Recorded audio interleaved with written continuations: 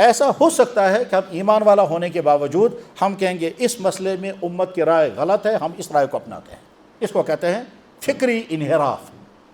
اور یہ فکری انحراف کیوں؟ کیونکہ دنیا میں بے شمار انسان ایسے پیدا ہوتے رہے ہیں، آج بھی ہیں، کہ جو اس اسلام سے ہٹا دیتے ہیں جو اسلام آج تک چلا رہا ہے۔ اور یہ بات جناب رسول اکرم صلی اللہ علیہ وسلم پہلے کہہ چکے ہیں کہ ان اخوف ما اخاف علی امتی، مجھے اپنی امت کے بارے میں سب سے زیادہ ڈر اس بات کا ہے کہ گمراہ کرنے والے لوگ پیدا ہو جائیں گے اور وہ دین اسلام بول کر اسلام سے ہٹا دیں گے۔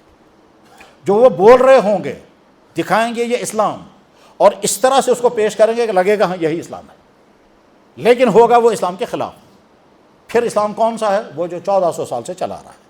اس سے ہٹ کر کے اگر کوئی نئی بات کہی جا رہی ہے وہ اسلام نہیں ہے، اور اس کے لیے لازمی بات ہے کسی عالم پر اعتماد کرنا ہے جو واقعتاً عالم ہو۔ جیسے ہم میڈیکل میں ماہر ڈاکٹر پر اعتماد کرتے ہیں، جیسے ہم قانون میں ماہر وکیل پر اعتماد کرتے ہیں، جیسے ہم فیلڈ میں اس کے ایکسپرٹ پر اعتماد کرتے ہیں، بس ٹھیک اسی طرح سے دین اسلام میں اعتماد کرنا ہے دین اسلام کے ماہرین پر۔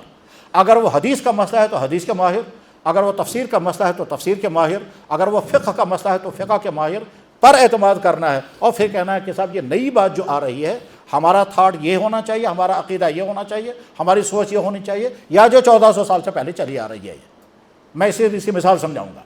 1400 سال سے ساری امت کا عقیدہ یہ ہے کہ حضرت عیسیٰ علیہ السلام کو زندہ آسمان میں اٹھایا گیا، آسمانوں زندہ ہیں، قیامت کے قریب وہ زمین پر تشریف لائیں گے اور زمین میں مسلمانوں کے سربراہ بنیں گے اور عرصے طویل تک وہ حکومت چلائیں گے، اس کے بعد ان کی وفات ہوگی۔ یہ اسلام کا وہ عقیدہ ہے جو صحابہ کرام سے لے کر آج تک چلا رہا ہے۔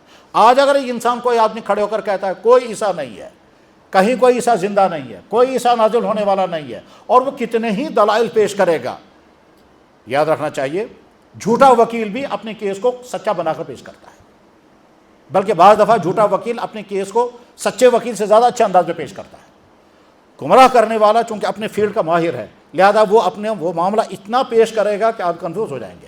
تو بہرحال نمبر 1 اپنی ایمان کی حفاظت، نمبر 2 اپنے عقائد و فکری سرمایے کی حفاظت۔ گمراہ نہیں ہونا ہے۔ ایمان والا ہونے کے باوجود آدمی گمراہ ہو سکتا ہے، پہلے یہ مانتا تھا اب وہ کچھ اور ماننے لگا۔